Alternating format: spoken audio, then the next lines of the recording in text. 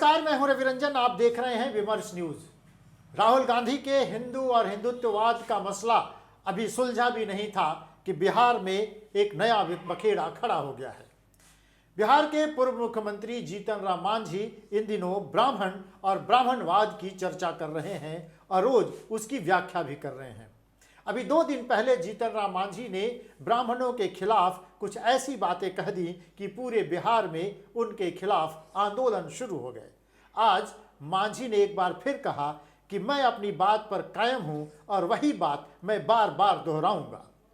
उधर मांझी के बयानों के बाद उपजे विवाद के बाद राज्य सरकार ने जीतन राम मांझी की सुरक्षा बढ़ा दी है, लेकिन मांझी ताल ठोक रहे हैं और कह रहे हैं कि ब्राह्मणों को जो करना है कर लें, मैं अपनी बात पर कायम हूं। देखिए पूरी रिपोर्ट। पूर्व सीएम जीतन राम मांझी अपने विवादित बयानों के कारण हमेशा विवादों में रहते हैं। इन दिनों मांझी ब्राह्मणों के खिलाफ अपशब्द कहकर चर्चा में हैं।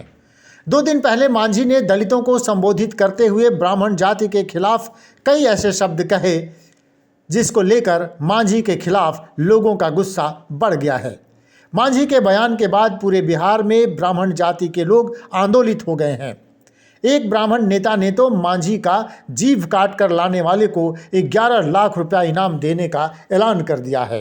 हालांकि मांझी ने तुरंत माफ़ी मांग ली, लेकिन मांझी पर जाति विशेष के खिलाफ अपमानजनक शब्दों का प्रयोग करने और सामाजिक सौहार्द को बिगाड़ने का आरोप लगाते हुए राज्य के कई जगहों पर कई लोगों ने मुकदमा दर्ज करा दिया है। अब मांझी एक बार फिर ताल ठोक रहे हैं, कह रहे हैं हिम्मत है तो जीभ काट कर दिखाओ, मैं अपनी बात बार बार दोहराऊंगा। वो ज़्यादा तुल न दें, इसके लिए हमने माफ़ी भी मांगने का काम किया। 2 बार माफ़ी मांगने की बात किया, लेकिन माफ़ी मांगने के बाद भी जो ब्राह्मण समाज हैं उबल रहे हैं। तो अब मैं कहता हूँ कि जिस आदमी के लिए हम हरामी शब्द की बात यूज़ किया है कि जो मांस खाता है, दारू पीता है, अनेक कुकर्म करता है, पढ़ना नहीं जानता है, हमारे लोगों को विफुल करता है, और उसको एक बार नहीं हम सैकड़ों बार हरामी कहेंगे। अब हम यही कहना चाहते हैं आप लोगों के माध्यम से।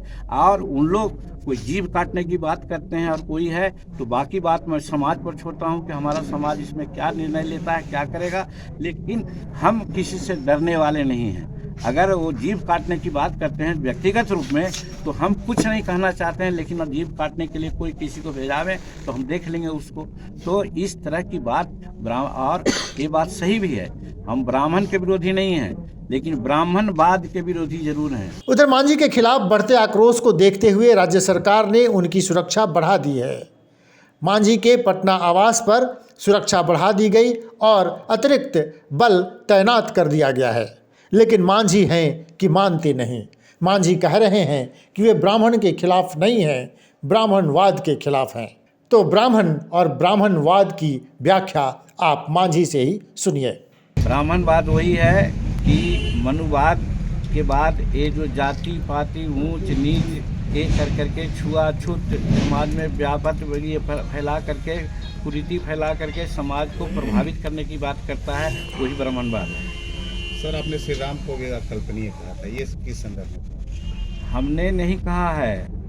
आप डिस्कवरी ऑफ इंडिया को पढ़िए, आप नेहरू जी को पढ़िए, और इनका क्या नाम हुआ, राहुल संस्कृतियान को पढ़िए, और फिर तुलसीकृत रामायण को भी पढ़िए, जिसमें कहा है कि रामायण महाकाव्य है। महाकाव्य कोई ऐतिहासिक तथ्य पर नहीं लिखाता है, वो लिखाता है काल्पनिक। ये प्रेमचंद ने बहुत सी बातें लिखी है, शंकर जी ने लिखा है, वो साकेत उकेत में बहुत से काल्पनिक पात्र हैं, तो वो सब वास्तविक नहीं होते हैं। प्रेमचंद जी ने जो जुम्मन मियाँ और कौन चौधरी की कहानी कहा कि समाज को एक नीति निरूपित करना चाहते हैं, तो वो काल्पनिक है। उसी प्रकार से राम शब्द कह करके बहुत अच्छी बात कही गई है। रामायण में इतनी अच्छी अच्छी बातें हैं जिसको हम बहुत बार उदाहरण कर देते हैं, लेकिन राम को हम भगवान नहीं मानते हैं, उनको काल्पनिक व्यक्ति मानते हैं। गौरतलब है कि अखिल भारतीय ब्राह्मण महासभा से लेकर परशुराम सेना तक सब मांझी के खिलाफ आग उगल रहे हैं।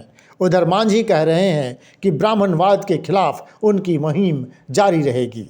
मांझी ने निजी क्षेत्र की नौकरियों में आरक्षण की मांग करके अपने पक्ष में युवकों को खड़ा करने की कोशिश भी शुरू कर दी है। मांझी कहते हैं कि सरकारी नौकरियों को तो छोड़िए, अब निजी क्षेत्र में भी नौजवानों को आरक्षण मिलनी चाहिए। आरक्षण सिर्फ सरकारी नौकरियों में ही नहीं होनी चाहिए, आरक्षण अन्य नौकरियों में भी होनी चाहिए। लेकिन आज हो रहा है कि अन्य नौकरियों में तो मिल ही नहीं रही है आरक्षण, बल्कि और निजी क्षेत्रों का इतना विस्तार हो रहा है और वहाँ आरक्षण नहीं है। अपने बयानों के कारण जीतन राम मांझी हमेशा चर्चा में रहते हैं। इस बार फिर मांझी ने कुछ ऐसी बातें की हैं कि चर्चा उन्हीं की हो रही है। मांझी कह रहे हैं कि अब अंतिम समय में मैं समाज सुधारने चला हूं और ये सब बातें होती रहेंगी। जिनको जो कुछ भी कहना है वो कर लें, वो राम को न मानते हैं न मानेंगे, रामायण को भी वो एकमात्र महाकाव्य मानते हैं, इससे ज़्यादा कुछ नहीं। तो मांझी आजकल ये सब क्यों कर रहे हैं, इस पर आप विचार करिएगा। देखते रहिए विमर्श न्यूज़। हमारे चैनल को आप जल्दी से सब्सक्राइब कीजिए, उसके बगल में जो बेल आइकन है उसको भी दबाइए ताकि आपको समय समय पर नोटिफिकेशन मिलता रहे। देखते रहिए विमर्श न्यूज़। नमस्कार।